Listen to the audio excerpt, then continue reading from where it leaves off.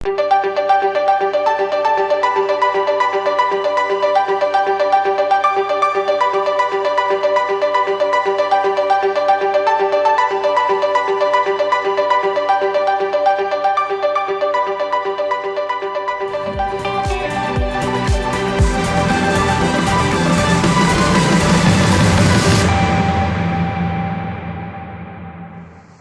बच्चों, एक बार फिर आपके अपने चैनल पाठशाला साइंस कोचिंग में प्रभात सर स्वागत करते हैं। आप लोग जो लोग सब्सक्राइब कर लिए हैं उसको थैंक यू, जो नहीं किए हैं इसको कीजिए और ज़्यादा से ज़्यादा इस चीज़ों को शेयर करिए, जिससे मुझे एक मोटिवेशन का काम करेगा। तो जो कर लिए हैं थैंक यू उसके लिए, जो नहीं किए हैं कर लीजिए। आज हम लोग बिहार बोर्ड या किसी भी बोर्ड में, वो सीबीएसई बोर्ड हो या बिहार बोर्ड हो, आज एक इम्पोर्टेंट क्वेश्चन, एक टॉपिक हम लोग पढ़ेंगे जो हमें एग्जामिनेशन पे बार बार पूछता है। ठीक है, इसलिए आज बहुत इंपॉर्टेंट टॉपिक है, तो आप इसको ध्यान से देखेंगे, समझेंगे और फिर लिखेंगे। तो आज हमारे पास क्वेश्चन क्या है? क्वेश्चन है ये कि देख लीजिए, यहाँ पे क्वेश्चन लिखा हुआ, देखिए मैंने लिख भी दिया है। क्वेश्चन लिखा हुआ है कि विद्युत धारा तथा ड्रिफ्ट वेलोसिटी के बीच संबंध स्थापित करें। क्वेश्चन क्या है बच्चों? विद्युत धारा और ड्रिफ्ट वेलोसिटी के बीच संबंध स्थापित करें। क्वेश्चन को फिर ध्यान से सुनो। क्वेश्चन क्या है? विद्युत धारा तथा ड्रिफ्ट वेलोसिटी के बीच संबंध स्थापित करें। तो हम लोग को किसके बीच संबंध स्थापित करना है? विद्युत धारा तथा ड्रिफ्ट वेलोसिटी के बीच। याद होगा, ड्रिफ्ट वेलोसिटी को हम कौन चीज से सूचित करते हैं? वीडी से, और धारा को किससे सूचित करते हैं? आई से। जो भी ड्रिफ्ट वेलोसिटी नहीं पढ़े हैं वो पिछले वाले लेक्चर आपके लिए, जो लेक्चर नंबर 8 होगा, आप उसमें जाकर के आप उसको देखेंगे, उसके बाद आप इसको देखेंगे तो शायद आपको अच्छे से समझ में आएगा। नहीं, जो लोग आज नए जुड़े हो वो सारे वीडियो को पहले देखो आप एक एक करके, और घर बैठे अच्छी पढ़ाई करो और सारी बात अब समझ में आने लगेगी। क्लियर? अब अगर हम बात करते हैं तो हमको अब सोल्यूशन करना। हमारे पास क्वेश्चन क्या है? विद्युत धारा तथा ड्रिफ्ट वेलोसिटी के बीच संबंध स्थापित करें। तो अब हम लोग संबंध स्थापित करेंगे। अब देखिए, इसमें मैंने क्या किया है? एक चालक तार लिया। आप देख लो कि हमने क्या किया है, एक चालक तार लिया। अब इस चालक तार की ये क्या कहलाएगी? अब देख लो, ये चालक तार की क्या कहलाएगी? ये चालक तार की हमारे पास क्या है? मोटाई है। ये चालक तार की मोटाई है, जिसको हम क्या बोलते हैं? अनुप्रस्थ काट क्षेत्रफल, या उसको हम क्या बोल सकते हैं? मोटाई। जिसको कौन चीज से सूचित करेंगे? ए से। उसका हमें उसका आर देखो, उसकी ये क्या है? त्रिज्या है। अब जैसे ये बेलन है, यही तो बेलन है, तो बेलन का ये कौन चीज है? ये अनुप्रस्थ काट क्षेत्रफल, या क्या कह सकते हैं? बेलन की मोटाई। क्या इसमें तो त्रिज्या होगी ना इसकी क्या होगा? क्षेत्रफल, पाई आर स्क्वायर। अब देख हमारे पास, तो आर बराबर अनुप्रस्थ काट क्षेत्रफल की त्रिज्या। अब देखिए क्या है, यहाँ से यहाँ तक चालक तार की, यहाँ से यहाँ तक आपके लिए क्या है? चालक तार की लंबाई। अब देखिए मेरे पास चालक, अभी क्या किया गया, कल क्या बताए थे पिछली चैप्टर आपके लिए वीडियो में, जो तो आपके लिए वीडियो नंबर 8 होगा, उसमें क्या बताया गया था? Drift velocity. ड्रिफ्ट वेलोसिटी कब होता है किसी इलेक्ट्रॉन के पास? मुक्त इलेक्ट्रॉन के पास चालक तार के अंदर ड्रिफ्ट वेलोसिटी कब होते हैं? जब चालक तार के अंदर विद्युतीय क्षेत्र उपस्थित रहता है। तो मान लो कि मेरे पास यहाँ विद्युतीय क्षेत्र कहाँ से आता है? ये भी बताया था कि विद्युतीय क्षेत्र आता है जब चालक तार के सिरों के बीच एक विभवांतर पैदा किया जाता है। चालक तार के सिरों के बीच एक विभवांतर पैदा किया जाता है। विभवांतर कैसे पैदा करते हैं? बैटरी को जोड़कर। तो अब विभवांतर पैदा किया जाता है तो उस चालक तार के अंदर एक विद्युतीय क्षेत्र उत्पन्न होती है, और उसी विद्युतीय क्षेत्र के कारण मुक्त इलेक्ट्रॉन कौन चीज को प्राप्त करता है? ड्रिफ्ट वेलोसिटी को प्राप्त करता है। तो अब देखिए यहाँ पर, और ये भी याद रखना कि मुक्त इलेक्ट्रॉन जो होते हैं वह ड्रिफ्ट वेलोसिटी के, मुक्त इलेक्ट्रॉन जो होते हैं या मुक्त इलेक्ट्रॉन का ड्रिफ्ट वेलोसिटी जो होता है वह विद्युतीय क्षेत्र की दिशा के विपरीत होता है। मुक्त इलेक्ट्रॉन का जो ड्रिफ्ट वेलोसिटी होता है वह विद्युतीय क्षेत्र के विपरीत होता है। तो आप बताएं, इस विद्युतीय क्षेत्र के विपरीत ये मुक्त इलेक्ट्रॉन सारे हैं। ये सारे मुक्त इलेक्ट्रॉन जो है आपके लिए क्या चल रहा है? ड्रिफ्ट वेलोसिटी से चल रहा है। ये वीडी क्या है? Drift velocity. और ये ड्रिफ्ट वेलोसिटी से चल रहा है। और ये क्या है? तुम्हारा विद्युतीय क्षेत्र। देख, विद्युतीय क्षेत्र की दिशा इस तरफ से इस तरफ है। विद्युतीय क्षेत्र की दिशा इस तरफ से इस तरफ है, लेकिन सारे इलेक्ट्रॉन, मुक्त इलेक्ट्रॉन क्या उसके विपरीत दिशा में चल रहे हैं? चल रहे हैं ना, तो कोई दिक्कत तो नहीं है इसमें आपके लिए। हमेशा याद रख, चालक तार के सिरों को जब हम किसी बैटरी से जोड़ेंगे तो चालक तार के सिरों के बीच एक विभवांतर पैदा होगा। उस विभवांतर के कारण चालक तार के अंदर एक विद्युतीय क्षेत्र उत्पन्न होगी। उस विद्युतीय क्षेत्र के विपरीत दिशा में सारे इलेक्ट्रॉन चलेंगे। किस औसत वेग से चलेंगे? तो वो औसत वेग से चलते हैं, उसे हम क्या बोलते हैं? Drift velocity. और ड्रिफ्ट वेलोसिटी की जो दिशा होती है वो विद्युतीय क्षेत्र के विपरीत होती है। किसके लिए? मुक्त इलेक्ट्रॉन के लिए। अब अगर हमारे पास सारी चीजें सामने है, देखिए चालक तार की लंबाई है, ये ड्रिफ्ट है, ये मुक्त इलेक्ट्रॉन है, ये वो चल रहा है किस वेलोसिटी से? ड्रिफ्ट वेलोसिटी से, विद्युतीय क्षेत्र के विपरीत दिशा में। ये कब ऐसा हुआ होगा? ये कब ऐसा हुआ होगा? जब इसको आपने क्या किया होगा? एक बैटरी से जोड़ दिया होगा। मान लो कि मेरे पास यहाँ एक बैटरी है, ऐसे मैंने एक बैटरी लगा लिया। हमने क्या किया? इसमें एक बैटरी हमने यहाँ जोड़ दिया। अब जैसे यहाँ बैटरी जोड़ेंगे तो इसके अंदर कौन चीज पैदा होगा? विद्युतीय क्षेत्र। और उस विद्युतीय क्षेत्र के कारण सारे मुक्त इलेक्ट्रॉन किस वेलोसिटी से चलेंगे? ड्रिफ्ट वेलोसिटी से। कोई दिक्कत इसमें? फिर से ध्यान से देख, मैंने एक लिया, चालक तार लिया, चालक तार के एक सिरों को मैंने किससे जोड़ दिया है? देखा, यहाँ से मैंने एक बैटरी जोड़ दिया। ठीक है, अब ये मैंने यहाँ पर बैटरी जोड़ रखा है। अब इस बैटरी जैसे ही जोड़ेंगे, जैसे ही चालक तार से हम बैटरी को जोड़ेंगे, जैसे ही चालक तार से हम एक बैटरी को जोड़ेंगे, इस चालक तार के सिरों के बीच क्या पैदा होगा? एक विभवांतर पैदा होगा। उस विभवांतर के कारण चालक तार के अंदर क्या चीज पैदा होगा? विद्युतीय क्षेत्र। और विद्युतीय क्षेत्र की दिशा अगर देखिए, बैटरी का प्लस, ये बैटरी का माइनस। आप इसको ऐसे देख लो, मैं इसको थोड़ा सा ऐसे लिख लेता हूं। अब देखा इसमें कि मेरे पास ये एक बैटरी है, ध्यान से आप देख ले कि ये हमारे पास एक बैटरी जोड़ दिया इसमें, इस चालक तार से कुछ ऐसे, ये प्लस ये माइनस। याद है, ये प्लस मतलब ज्यादा और माइनस मतलब कम।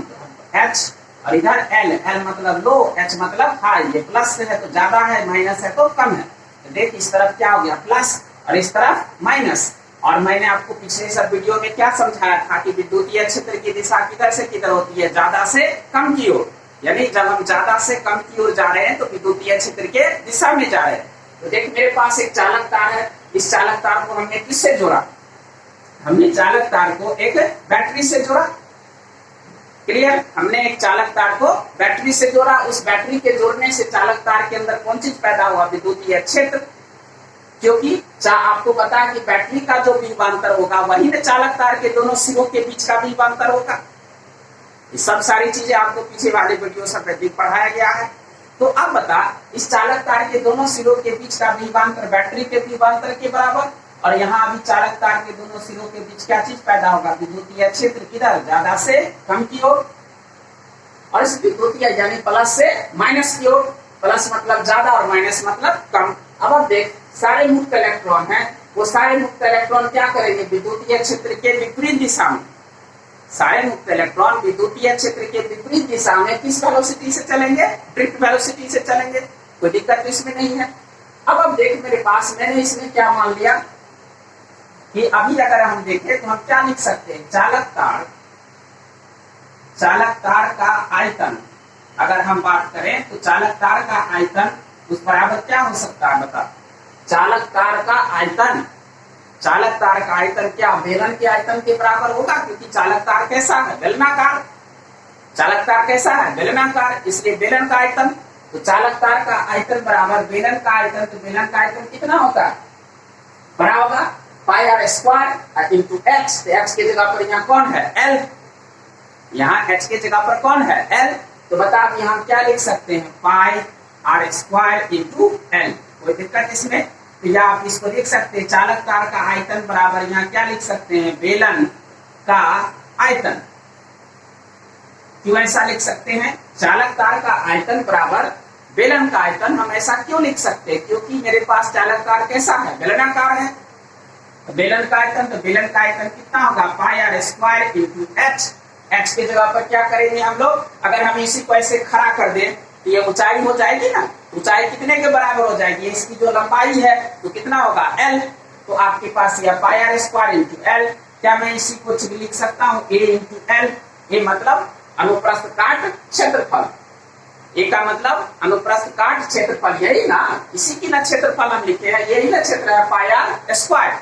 जब बेलन ऐसे रखेंगे तो नीचे वाला जो हमारे पास होगा ये मोटाई, उसका क्या होगा पाई आर स्क्वायर, तो पाई आर स्क्वायर, उसके जगह पर हमने क्या लिखा A और यहाँ L।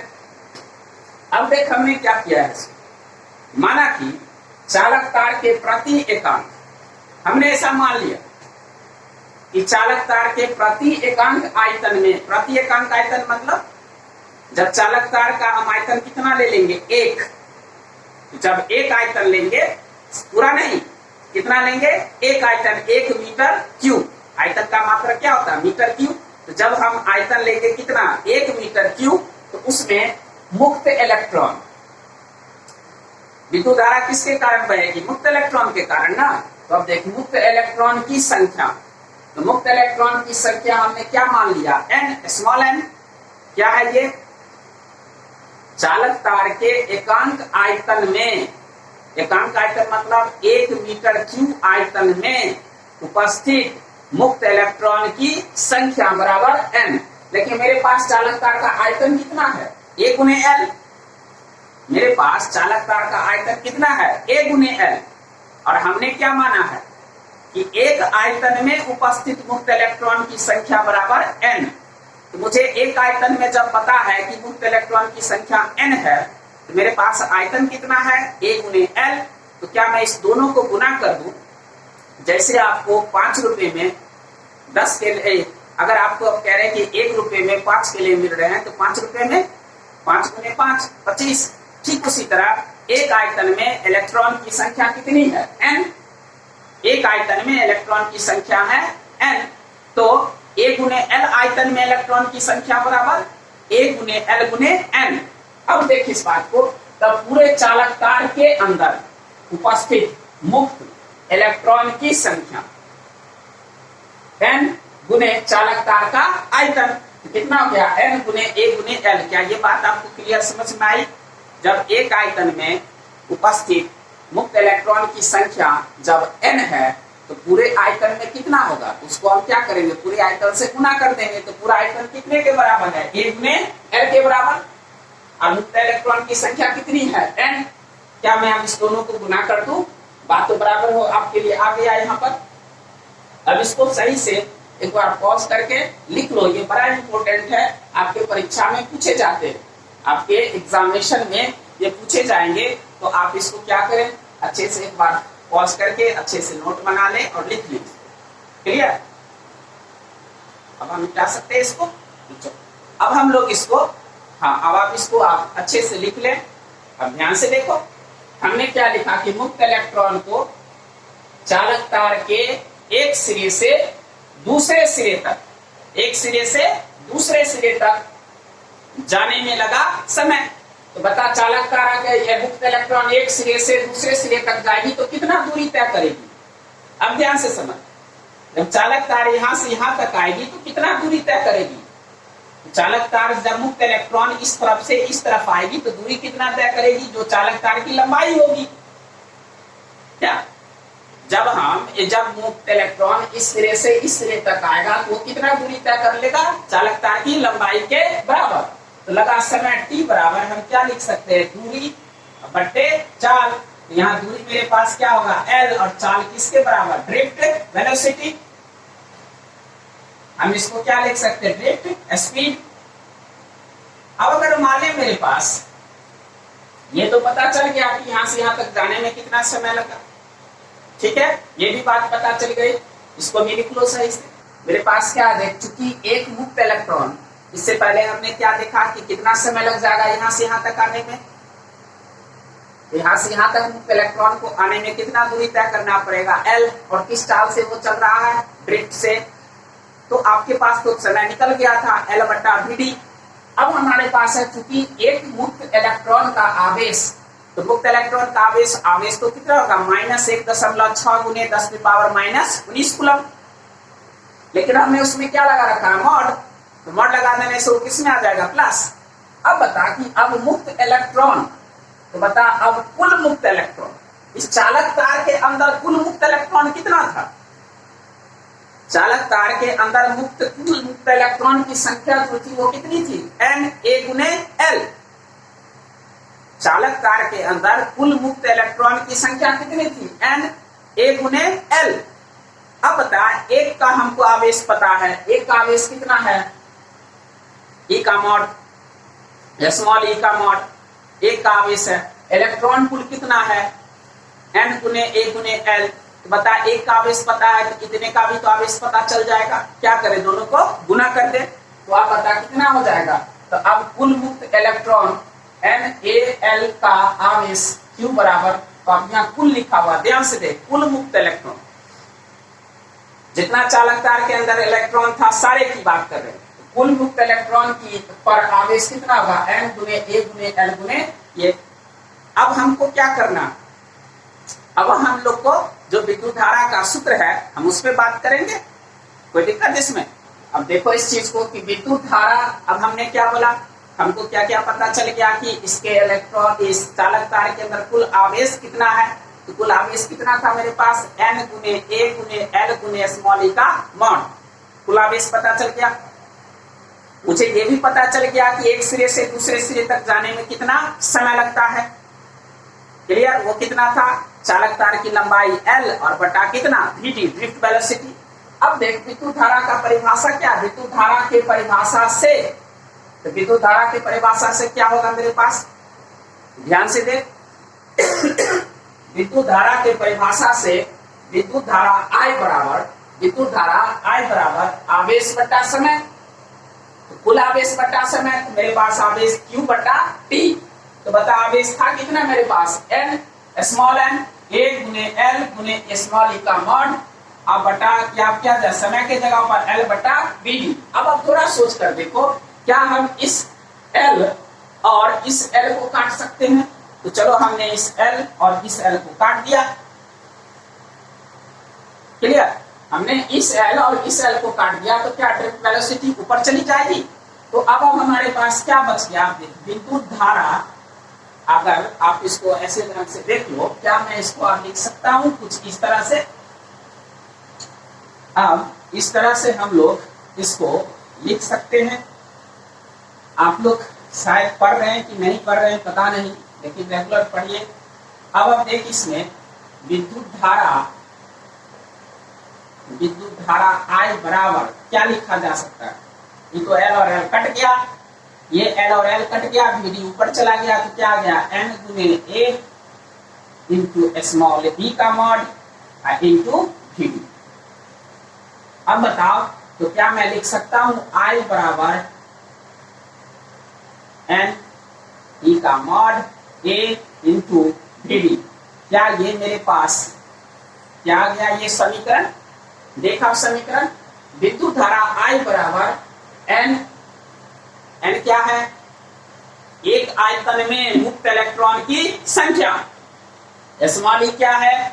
एक इलेक्ट्रॉन पर आवेश। ए क्या है? ये क्या था हमारे पास?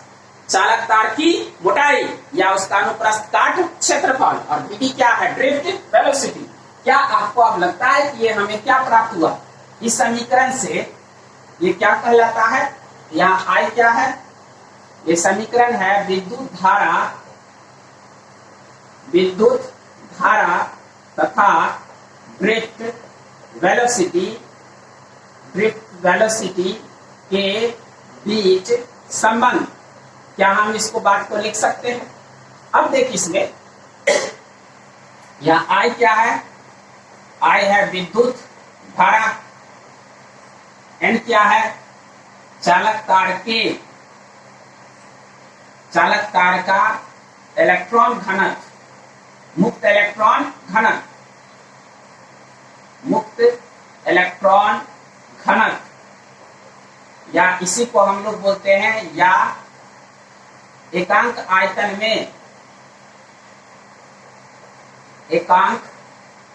आयतन में उपस्थित मुक्त इलेक्ट्रॉन की संख्या। अब देखो इस बात को, मुक्त इलेक्ट्रॉन की संख्या, और मेरे पास ई क्या है 1.6 गुणे 10⁻⁻19 कूलम। ये क्या है तुम्हारे पास चालक तार की मोटाई, चालक तार की मोटाई,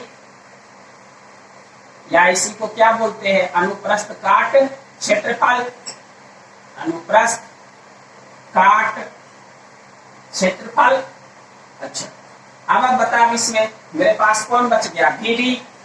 ये VD क्या है आपके लिए, आपने पढ़ा था VD क्या है आपके पास ड्रिफ्ट वेलोसिटी। ध्यान से इसको बात को याद रख, यहाँ कौन चीज है ड्रिफ्ट वेलोसिटी।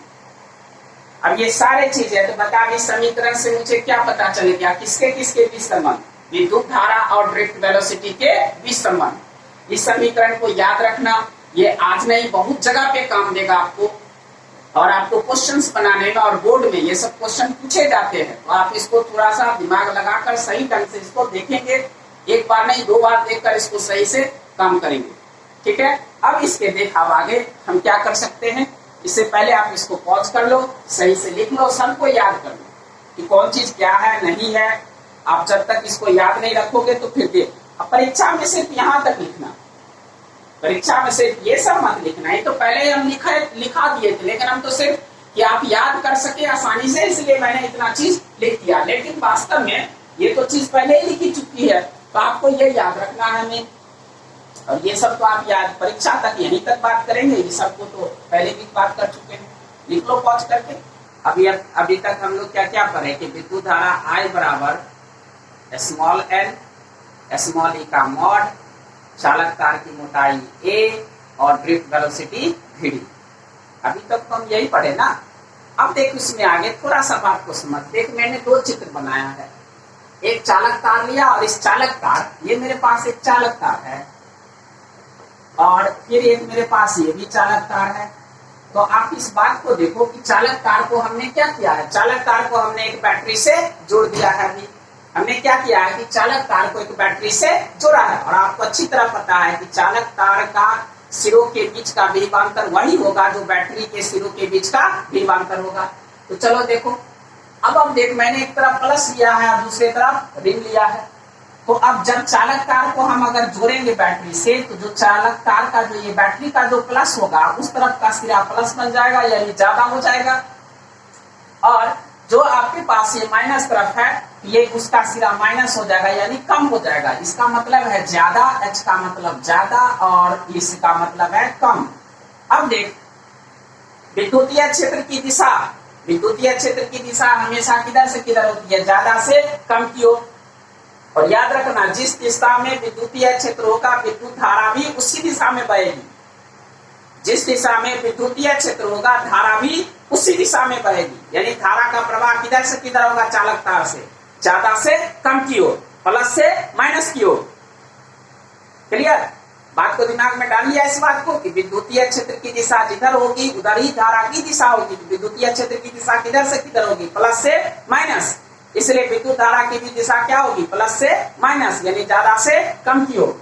अब देखिए तो सारी चीजें हो गई, विद्युत धारा और विद्युतीय क्षेत्र की दिशा बराबर है, लेकिन तुम्हारे मुक्त इलेक्ट्रॉन की दिशा क्या है, विद्युतीय क्षेत्र के विपरीत, ये याद रखना। इसलिए आप लोग 10th में यानी जब 10वां में पढ़े होंगे तो आपके टीचर पढ़ा दिए होंगे कि जब चालक तार से विद्युत धारा प्रवाहित होती है तो उसके अंदर मुक्त इलेक्ट्रॉन धारा के विपरीत दिशा में चलते हैं, पढ़े होंगे ना। अब आप देख इस बात को, अब दूसरी तरफ देख, धारा की दिशा विद्युतीय क्षेत्र की दिशा एक जैसा है, लेकिन धन आवेश जो है उस समय ड्रिफ्ट वेलोसिटी की दिशा किधर है, विद्युतीय क्षेत्र के दिशा में है। ऋण आवेश के लिए ड्रिफ्ट वेलोसिटी की दिशा किधर होगी, मुक्त इलेक्ट्रॉन, यानी ऋण आवेश के लिए विद्युतीय क्षेत्र की दिशा, मुक्त इलेक्ट्रॉन क्या ऋण आवेशित होगा ना, तो मुक्त इलेक्ट्रॉन यानी ऋण आवेश में ड्रिफ्ट वेलोसिटी की दिशा किधर होगी, विद्युतीय क्षेत्र के विपरीत। लेकिन जब अगर हम धन आवेश की कल्पना करें तो उस समय उसके ड्रिफ्ट वेलोसिटी की दिशा किधर होगी, विद्युतीय क्षेत्र के दिशा में। तो क्या मैंने सारी चीजें लिख दिया आपके लिए, देख लो, धारा की दिशा विद्युतीय क्षेत्र की दिशा में होती है, धन आवेश के लिए ड्रिफ्ट वेलोसिटी की दिशा विद्युतीय क्षेत्र के दिशा में होती है, जबकि ऋण आवेश के लिए ड्रिफ्ट वेलोसिटी की दिशा विद्युतीय क्षेत्र के दिशा के विपरीत होती है। फिर देख, धारा के विपरीत दिशा में ऋण आवेश चलती है, जबकि धन आवेश विद्युतीय क्षेत्र के दिशा में चलती है। तो आपके पास क्या, आप ये इसको पॉज कीजिए सही से, फिर से देख लो, इसको सही से लिखो, पॉज करो और बनाओ सबका नोट। आगे वाले वीडियो में हम क्वेश्चन सब पूछेंगे, अब क्वेश्चन सब आएगा, पूछेंगे, नहीं बनाओगे तो फिर हम वीडियो नहीं बनाएंगे, छोड़ देंगे हम। पढ़ोगे तभी तो हम कुछ करेंगे ना। फिर तुम लोग को जो भी दिक्कत है तो कमेंट में आप लिख सकते हो, लाइक करो, सब्सक्राइब करो, जितना ज्यादा हो सबको बोलो। मेरे लिए तो इतना कर ही सकते हो ना, ठीक है। फिर हम लोग अब नेक्स्ट वीडियो में कुछ और ज्यादा चीजें सीखेंगे। इसको लिखिए सही से पहुंच करके लिख लो। Love you.